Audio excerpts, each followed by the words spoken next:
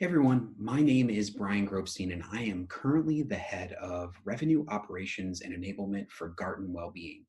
I spent a majority of my enablement career split between companies like Groupon and MindBody, but today we are going to spend some time talking through my personal approach to designing an enablement brand identity, which is a little bit different than your traditional enablement program.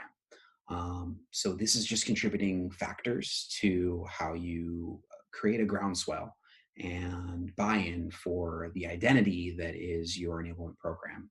Traditionally, revenue enablement helps orchestrate. And when I say traditionally, I mean always, right? My brand included. We orchestrate the necessary insights, resources, and a knowledge base to create an effective and efficient revenue team. But it's no longer enough to have just a defined sales process with measurable outcomes and orchestrating 30 to 60-minute training sessions that cover a variety of topics to drive a greater amount of value for your programs and impact.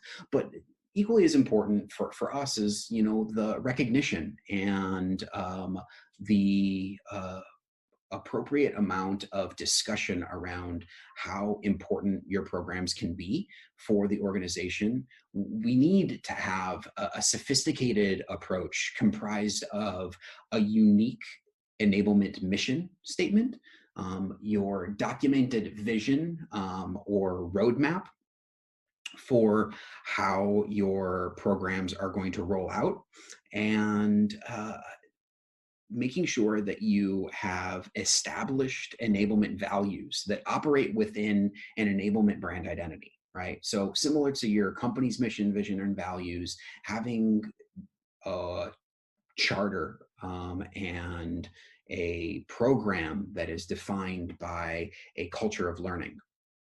Alignment on all of these aspects of your strategy across many business functions, if not all business functions, will ultimately impact how revenue teams and even teams that you don't support outside of revenue adopt the concepts and adapt them to their own practical application. So adopting the concepts and adapting them to the practical application of the job function. This session will give you some of the framework, little tidbits of my framework to define and design a collaborative, culture-driven learning environment with both memorable and measurable outcomes.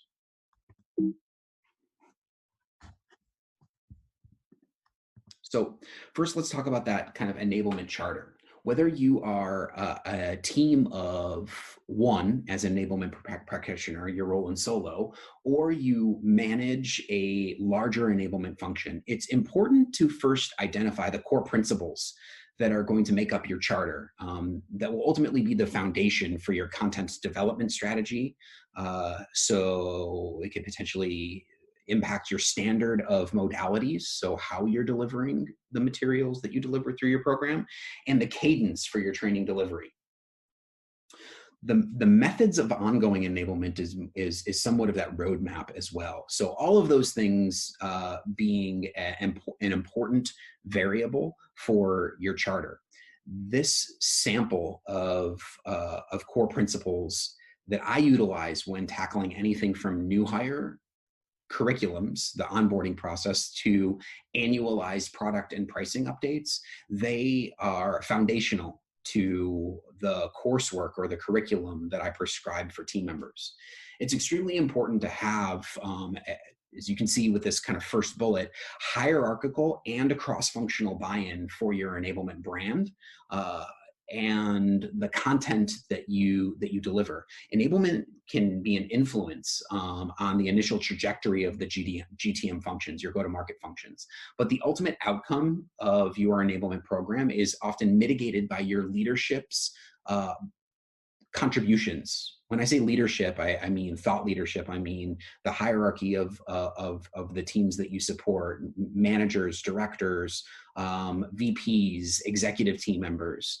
Their role is much more robust now than it has ever been. Ideally, you're leveraging these partnerships for their not just being champions or advocates for your programs and for enablement as a brand, but also for their subject matter expertise, right? They're the ones that are actually involved in the content development.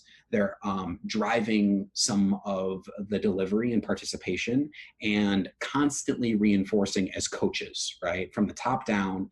But the second bullet is really like the most pivotal thing for me. It's the lateral contributions that happen from peer-to-peer content development, delivery, and education.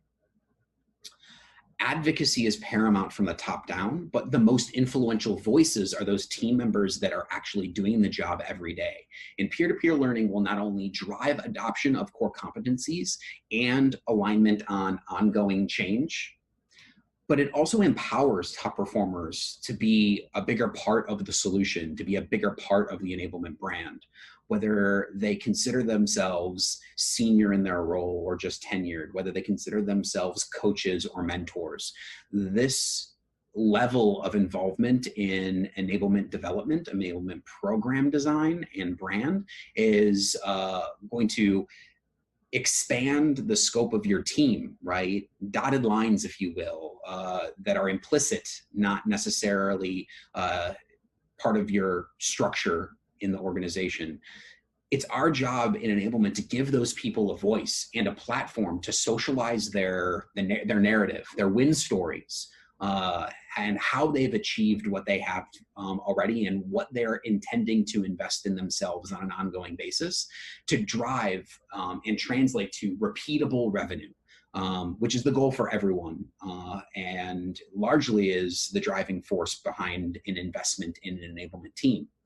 Part of the brand identity will be something related to measurable outcomes. It always will be, it always has to be, because data-driven decisions and performance-based assessments is the key to ongoing investment in your enablement brand, both financially and as well as resources. Sometimes these can come from the form of a certification through role plays or call recordings, but it's often a knowledge check within the curriculum through your learning management system.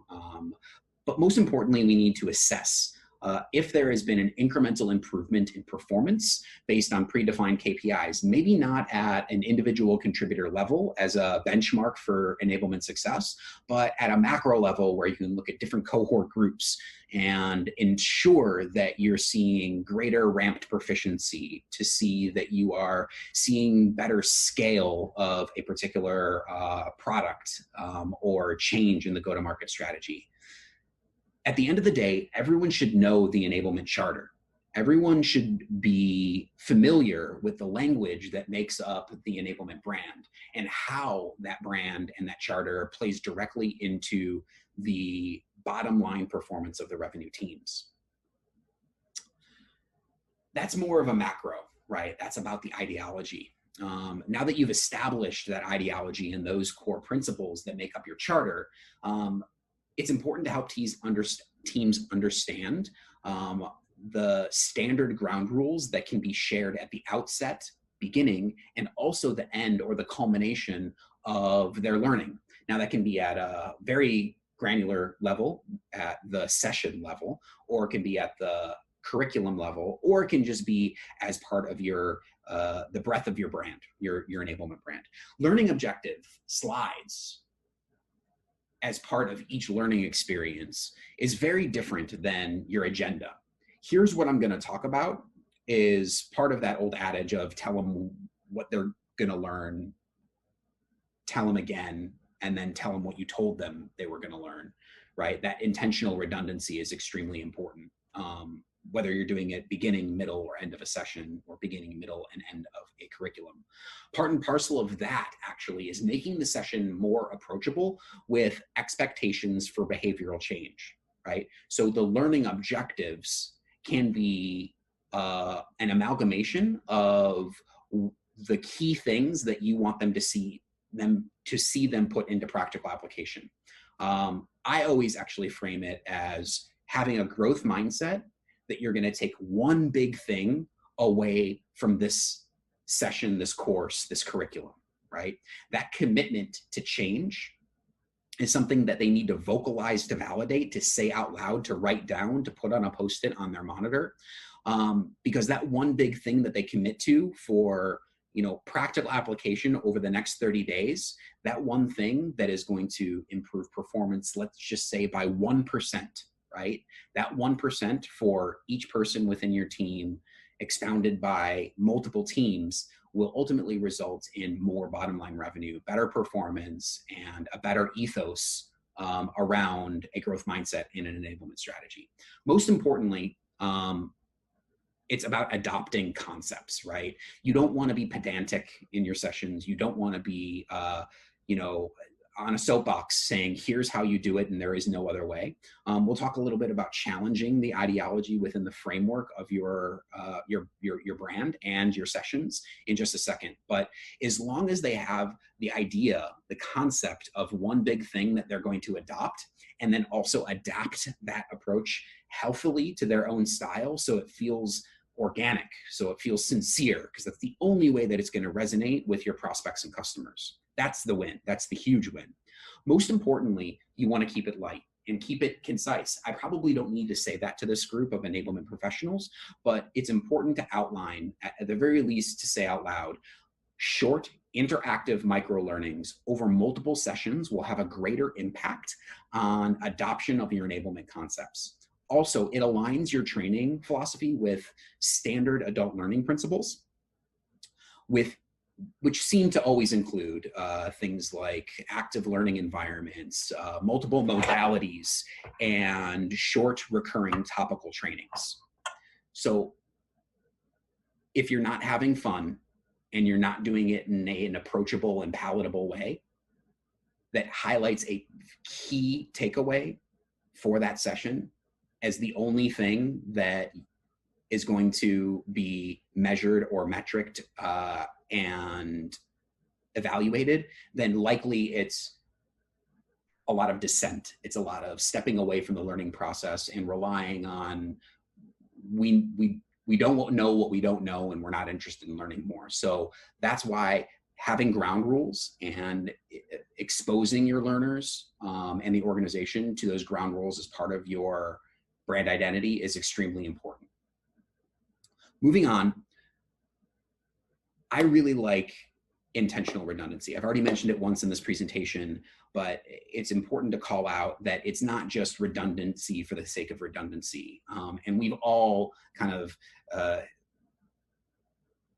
taught the perfect practice approach, right? Continue to practice. You're an athlete, you're a musician, you have a trade. All of those things take repetition to master. But naming conventions and the characterization for the type of session that you are going to be hosting helps ward off that mentality that for a particular type of learner, but it's usually pretty pervasive, that they feel like they took this training before, that they've heard this concept before, that they know what they're doing.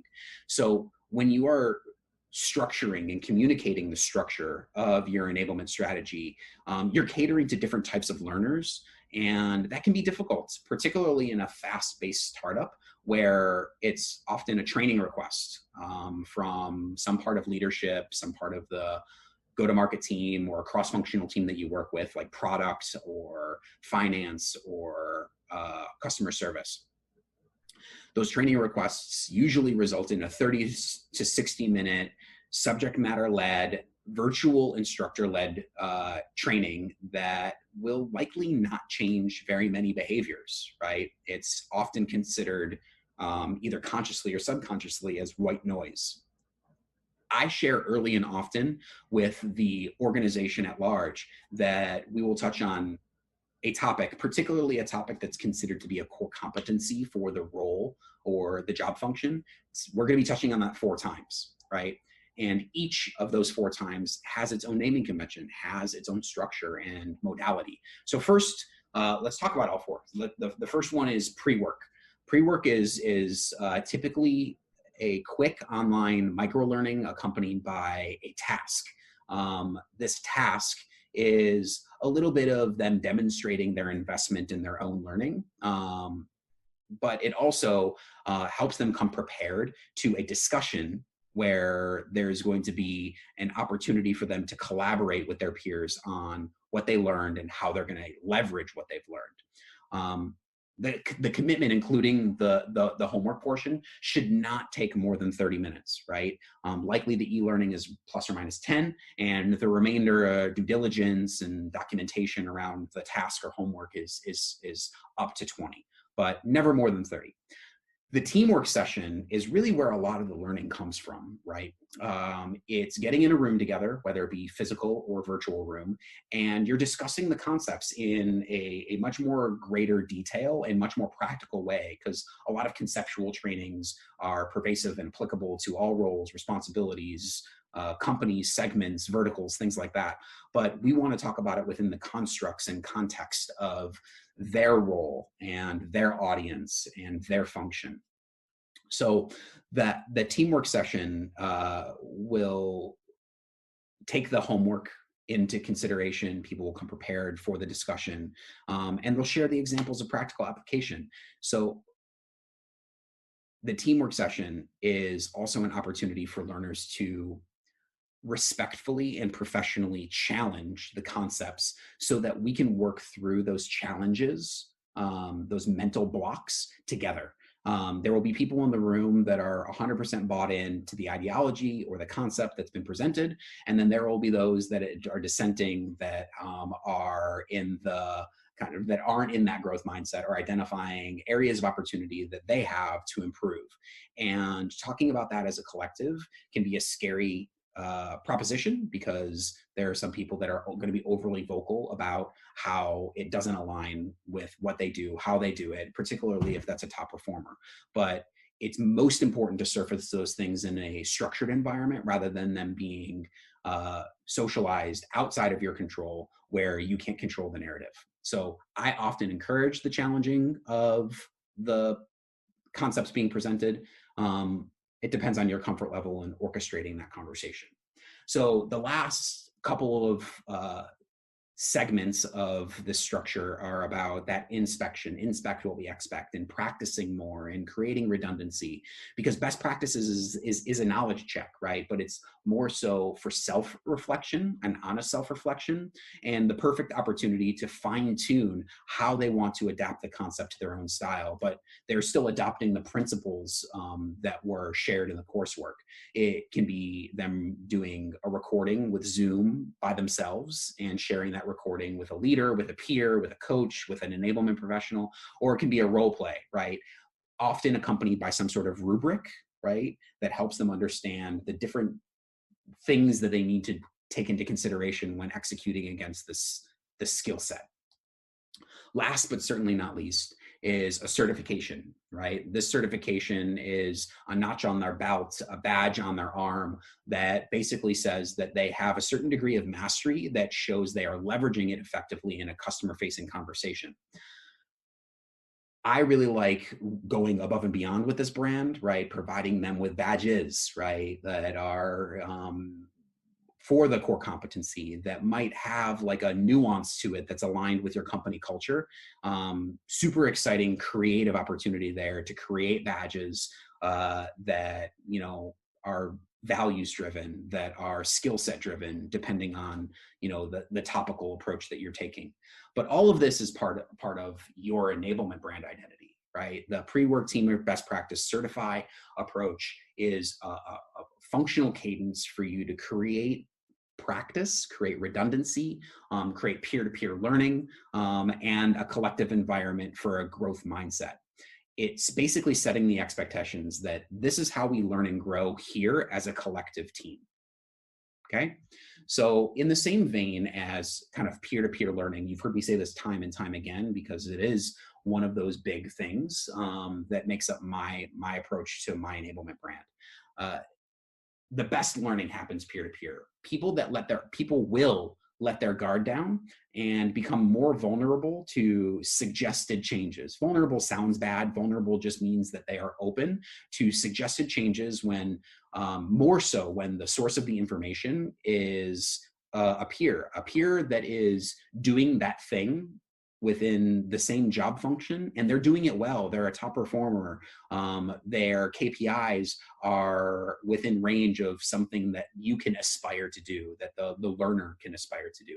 Many organizations call these types of relationships mentor programs. I feel like mentor programs are typically orchestrated by an L&D team, people and culture team, HR, things like that. Some of them are formal, some of them are informal. Within the constructs of revenue enablement or sales enablement, I like to use it more as, and this is just my framework and my brand, but I call it a buddy program. Usually the buddy program is framed by whatever the naming of the company is, right? So at Mind Body, I called it the Mind Buddy program. At InstaWork, which was another company that I worked with, we called it Insta Buddies, right? So those reciprocal relationships are bidirectional. It's not mentor teaching mentee. It is helping tenured team members and newer team members, typically that's the dynamic, share learning, their experiences, their successes, their win stories, because even a newer person, maybe without the same institutional context, has gotten to where they are. They've been hired by the company because they have those success metrics, because they have those stories. And there needs to be an exchange and a dialogue around what works and what doesn't. The tenured team member can sometimes feel like, or whether it's acknowledged or not, it's a myopic view of the success metrics, what they're doing, why they're doing it, because they've just been doing it for so long. And someone that's new can give them a fresh perspective. So another thing that these buddy programs can do is that it can help with like very small new hire groups. If your new hire class tends to be small, groups of one, groups of two, this buddy program is a great way to cultivate relationships that become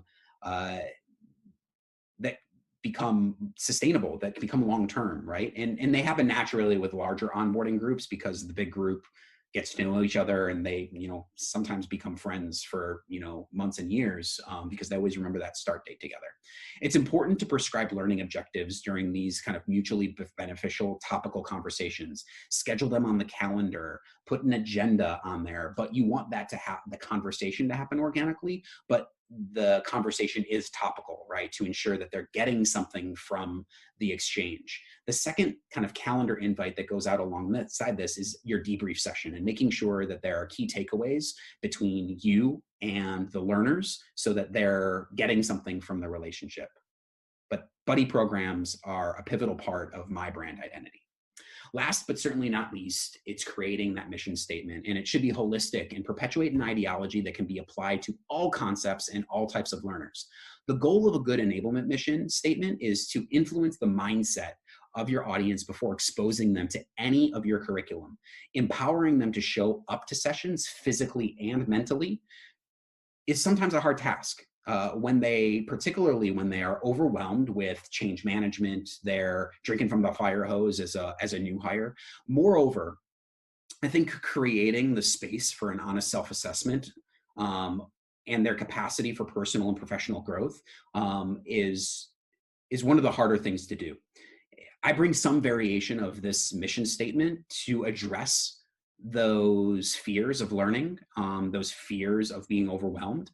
And I do it in a visual way, right? So it's not just writing down the sentence that helps characterize my belief around corporate learning and enablement, but it's skewing towards that visual and kinesthetic approach so that we can jumpstart their confidence and comfort level and making the learning paths more palatable.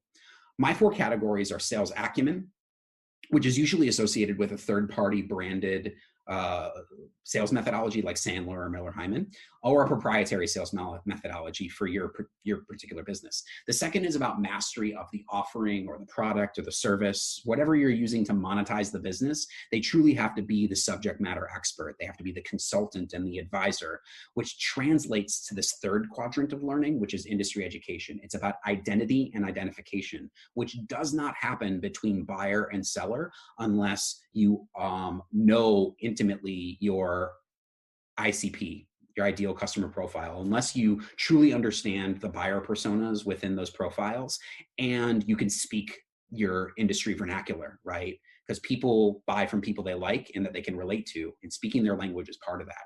Lastly, one of the most overlooked categories that contributes to ramping reps, ramp to proficiency is and job satisfaction. I promise this is one of those things that will kind of shut down someone's mentality and their openness to learning, which is that institutional knowledge. Institutional knowledge meaning things like the revenue tech stack, systems, tools, whether it's off the shelf things like your CRM or your SEP, your sales engagement platform, or proprietary technology that you have built internally that can be confusing to a novice or somebody that's new to the business. Buyer's journey, right? Your buyer's journey is typically unique to your business. And if they don't have the institutional knowledge to know the upstream and downstream teams, they're going to be interacting with this buyer, these buyers, their funnel and their pipeline, if they're in sales, or their portfolio if they're in account management, like that's an integral part of their success factors.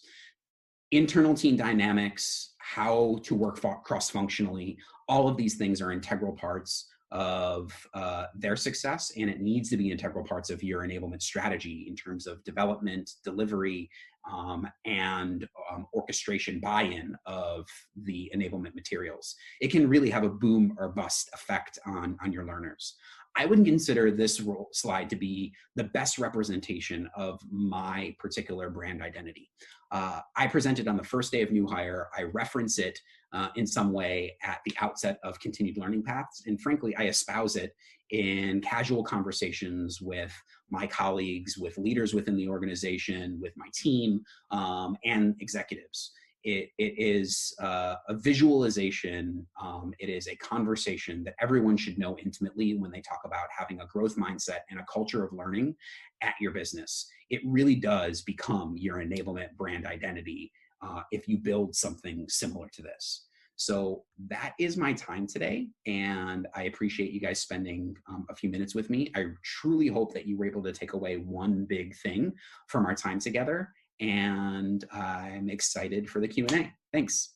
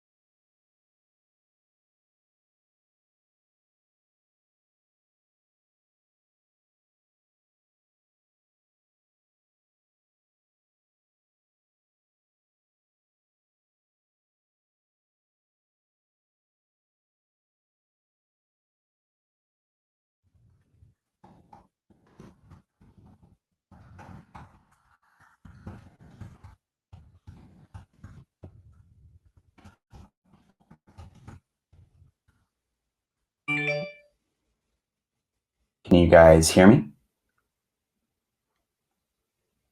Perfect. All right, so I'll go back to some of the questions that came up in the chat. One of them was about going over institutional knowledge. Institutional knowledge to me is always about systems and people. These things are unique to your business, and even the most seasoned sales executive that comes in with confidence in their skill set and their sales acumen, if they don't fully understand how to master your Salesforce instance or HubSpot instance, if they don't know how to optimize their efficiency by working with a sales engineer, how to get a hold of that sales engineer, who their account manager is going to be, how to partner with their SDR or their BDR, like all of this stuff is exclusive typically to your organization. And if you don't have job aids, resource guides, guided relationship building. And what I mean by that is not only that buddy system for peers that do the same job, but connecting them through calendar invites and learning exercises with SDR to AE to account manager, having them meet with a customer service representative, like the entire buyer's journey and understanding the implications of every interaction and every action is really important. And the systems too, how those systems internally connect each other or how the systems optimize efficiency with their prospects. So that's the kind of synopsis of institutional knowledge. The next question was, I think, Craig, where did it go? How do you identify training needs? The only way to identify training needs is by asking great questions. It's like a sales process. You have to be able to interact with, observe, do a lot of ethnography, like you are, a social scientist and watching, participating in the experience. My old adage, growing up in the hospitality industry is that you can't manage a restaurant if you don't know how the dish station works, if you don't know how the expo works, if you don't know how the front of house service works. Like, you need to have an intimate knowledge of everything. And as soon as you have that intimate knowledge, you'll be able to better support the gaps in their performance, right? At a job specific level. Other questions. What's the frequency with which the programs are communicated to sales teams? Programs are fluid.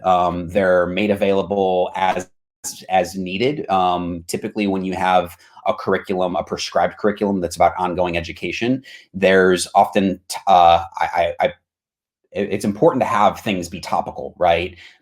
People can only absorb so much information within a given period of time. So we'll identify in partnership with the leadership team what is the gap or what is the goal for this month or this quarter, and really focus our content development alongside that. So in terms of rollout, sometimes it's a byproduct of your GTM strategy, shifts in the business, new product lines that are rolling out, but implementation of a new tool. So there's a lot of factors that play into frequency, but consistency is really important. Always, I do not go a week without making an instructor-led session available to the team, whether it's me as the subject matter expert or someone else. What engagement do you see from the sales teams on an ongoing basis? The engagement from sales teams is always a byproduct of the consistency of your brand identity, right? And if I make everyone aware is this is how we do things, this is when we do things, this is the topic for this month. One of the things that I do to support these efforts is I manage a lot of the revenue team communication at the organizations that I've worked for and I currently work for. So like a weekly email that goes out outlining our win stories, outlining educational opportunities, recognizing people for implementation of a new concept or adopting something to the point where that's been able to impact their performance. That drives so much engagement and, frankly, appreciation for the collaborative environment that we've created. I went over the institutional knowledge already. Again, if anybody has any questions about that, happy to go over it again.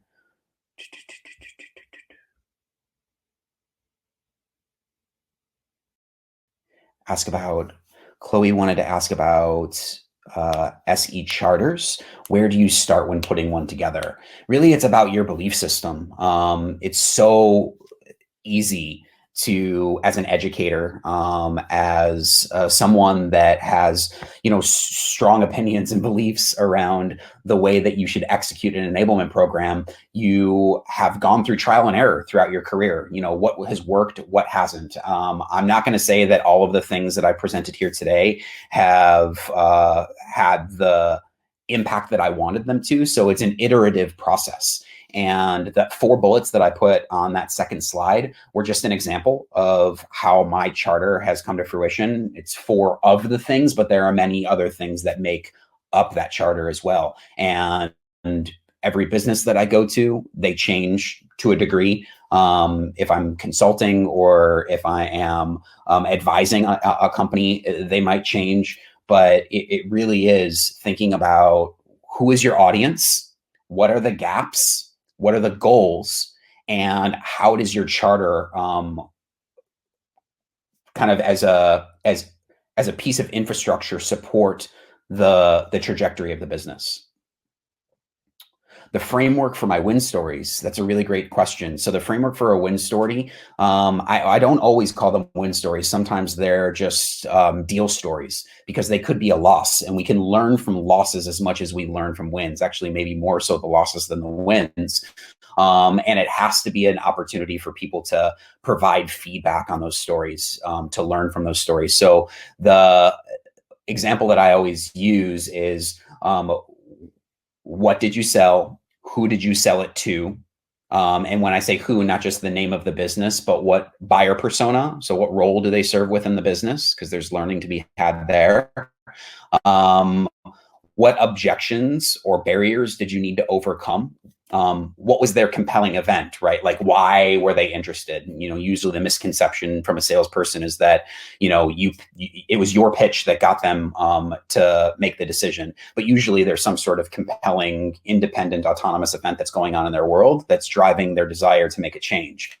So having them articulate what that compelling event is helps replicate some of those experiences and supports the cold outreach that we have, or the cadence that we have with other prospects.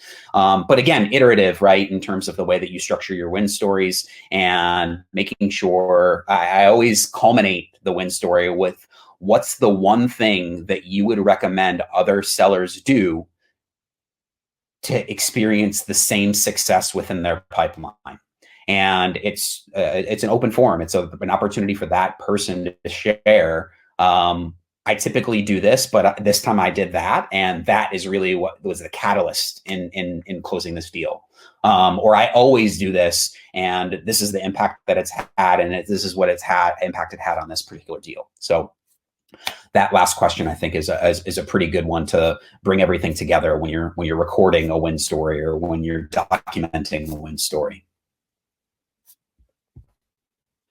But I think I covered off all the questions. If there's anything else that I didn't address, I would love to connect with you guys offline. I posted my LinkedIn profile so that you guys can connect with me. Feel free to send me a message, a direct message, if you want to chat a little bit more.